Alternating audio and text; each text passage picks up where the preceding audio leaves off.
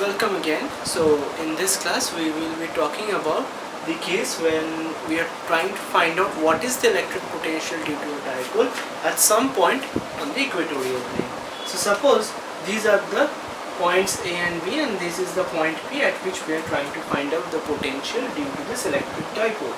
The dipole moment P is from the negative to the positive charge. So the potential V1 due to the charge minus q is going to be minus q divided by 4 pi epsilon naught this distance AP, and the potential V2 due to the positive charge is going to be plus q divided by 4 pi epsilon naught times this distance BP. As a result, if we find out what is going to be the total potential, which is going to be the algebraic sum of V1 plus V2, so that will be equal to 1 by 4 pi epsilon naught q 1 by Vp minus 1 by AP.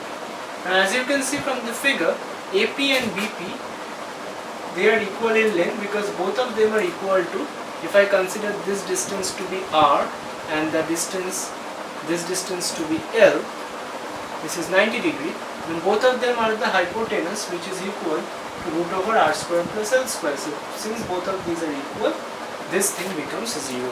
So from this we can say that for a dipole, the potential only lies along the axial plane. Anything on the equatorial plane contributes 0 potential.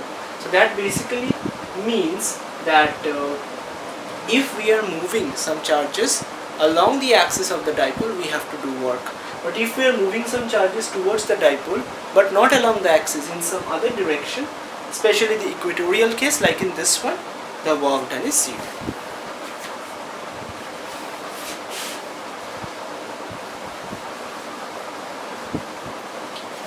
Now what if we look into the more general case, where the point at which we are trying to find the potential is neither exactly on the axis nor exactly on the equator. Rather it is inclined to at some angle theta and it is at a distance r. So once again we will start with our usual case that the potential V1 due to the charge minus q is going to be minus q divided by 4 pi epsilon naught, the distance 1 by AP. So if I call this point to be D, and if r is very large as compared to this distance L, if r is very large as compared to L, then we can approximate AP to be almost equal to PD. This we can do. Now if this distance is L, then one can easily see that this part and also this part, both of them are equal to L cos theta, because this is 90 degree. So cos theta is equal to the base divided by hypotenuse. The hypotenuse is L, so hypotenuse times cos theta is the base. So basically this small distance is L cos theta. So AP, if we approximate it to be PD, P to D, then we can write it is R plus L cos theta.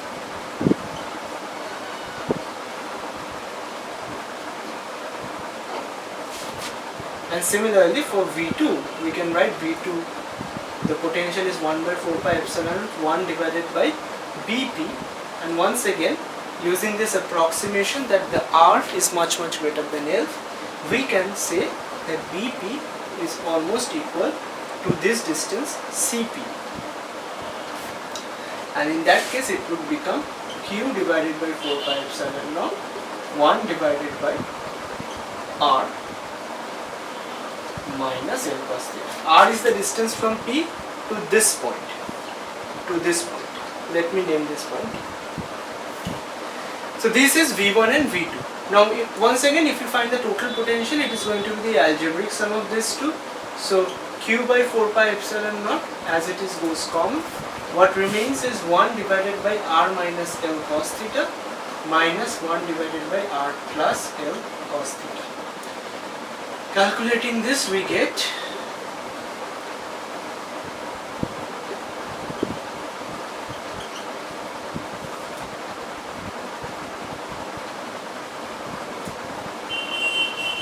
this is the expression that we are getting.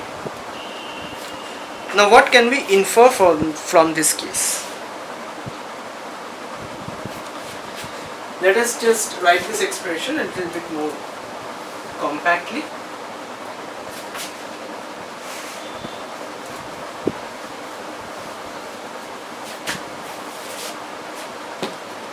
We can write down that the expression for V is 1 divided by 4 pi epsilon naught times 2ql cos theta divided by r square. Why? Because when r is much greater than L square cos square theta is almost equal to 0. It's a very small term, and therefore we can write this simply as r square, and 2ql is our dipole moment, so this becomes 1 divided by 4 pi epsilon naught p cos theta divided by r square. So this is the general expression for the potential due to a dipole of moment p. The first two cases that we derived, they were special cases of this. So when the point at which we were finding the potential was along the axis, in that case, what was the value of theta? Theta was 0 degree. Theta was 0 degree and cos of 0 is 1, so the potential turned out to be 1 by 4 pi epsilon naught p by r. And when we found it out in the case of the equatorial case, that is in this case, this theta was 90 degree. This is the dipole and this is the point where we were finding the potential. Theta was 90 degree. So cos of 90 is 0, so in that case V turned out to be 0. But this is the most general form, and therefore we can also write that V is 1 by 4 pi epsilon naught p cos theta divided by r square. So this expression, if we try to write it vectorially, we can write it in the form of the scalar product of p with r. So the scalar product of p with r will give us pr cos theta, so there will be an extra r in the numerator, to accommodate which we will use r cube in the denominator.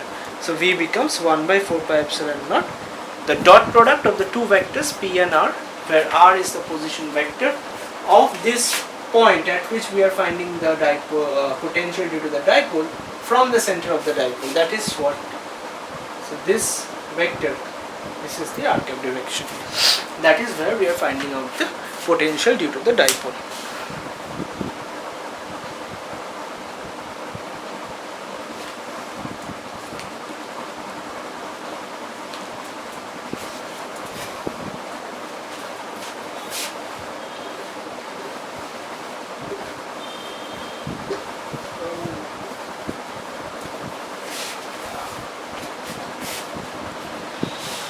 Next we will be looking at electric potential or electric field as the gradient of electric potential.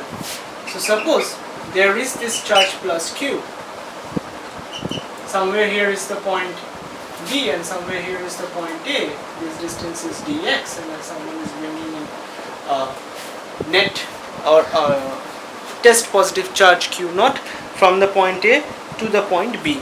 Now this test charge at A, it feels an outward force because of the repulsion due to plus Q, and if we are trying to bring in the unit charge, or in this case the test charge, from A to B against the force, the amount of work that we are requiring or we need to do, dW, that is going to be F times minus dx, because we are bringing it opposite to the force.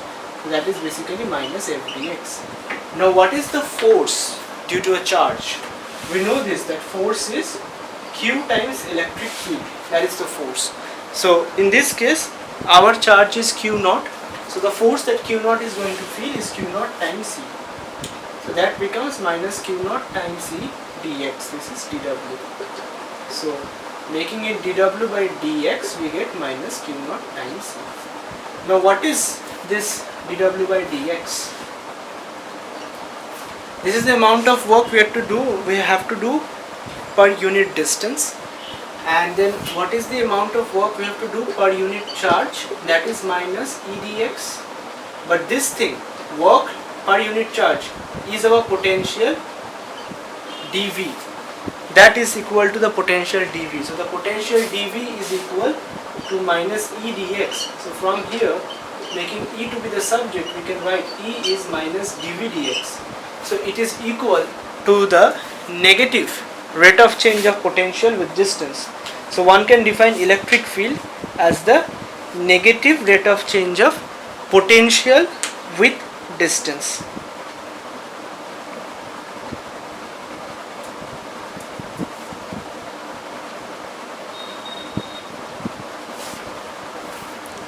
The significance of this negative sign is that the direction in which the electric field is in positive, the potential is negative, because we know that potential is 0 at infinity. So the closer we are to the charge, our potential will increase and it will decrease as we move away. But this electric field is positive as we move away. So since electric field and potential are opposite to each other, hence we use a negative sign to signify that.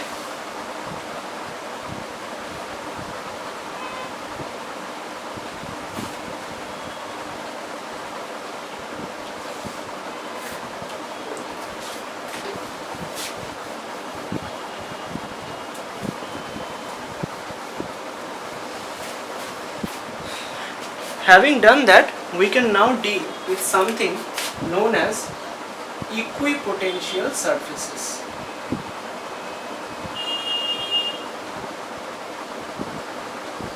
We can deal with something called equipotential surfaces. So suppose I draw a surface like this. When will I say it to be an equipotential surface? It will be an equipotential surface if the potential at any random point on this surface is exactly equal to any other point. So which basically means there is no potential difference between 2 points. So if I have a charge Q here, and if this point is A and if this point is B, then if I wish to move charge Q from A to B, the amount of work I have to do is 0. That is the physical significance of an equipotential surface. And in an equipotential surface, all points are equal, as the name suggests. The potential at all points are equal, and since there is no potential difference, we don't have to do any work, because we know that potential difference dV is dW by the charge. Now since potential difference is 0, no matter what we Q, the work we have to do is also 0. Now there are certain properties of equipotential surfaces. Like one property we already discussed, that there has no work has to be done in moving a charge from one point to another in an equipotential surface. The other property is that the electric field lines, they will be always perpendicular to the equipotential surface, either towards the charge if it's negative and away from the charge if it's positive. So that would vary from case to case, but it will always be perpendicular to the equipotential surface.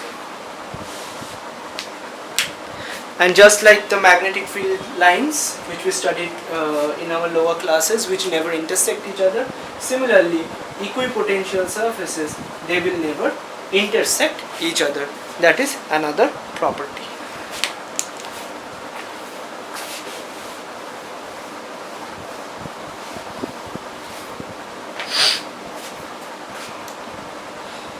Now we all have studied a bit, or we all are accustomed to some extent about the idea of an electron volt and how is an electron volt defined. An electron volt is defined as the amount of kinetic energy. Basically it's an unit of energy related to joule, and it is defined as the amount of kinetic energy that an electron will gain when it is accelerated through a potential difference of 1 volt.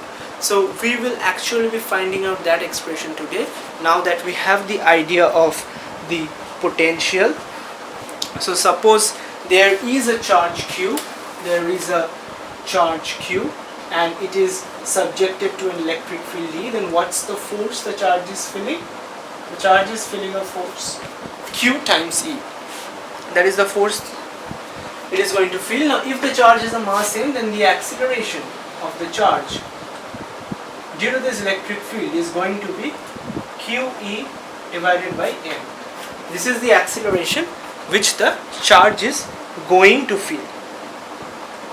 Now if we initially assume that the charge is at rest and it is starting to move, and say it has moved from a point P to some point O, the distance between which is x, then we know v square is u square plus 2ax. Initial velocity is 0 because we assume that the charge started from rest.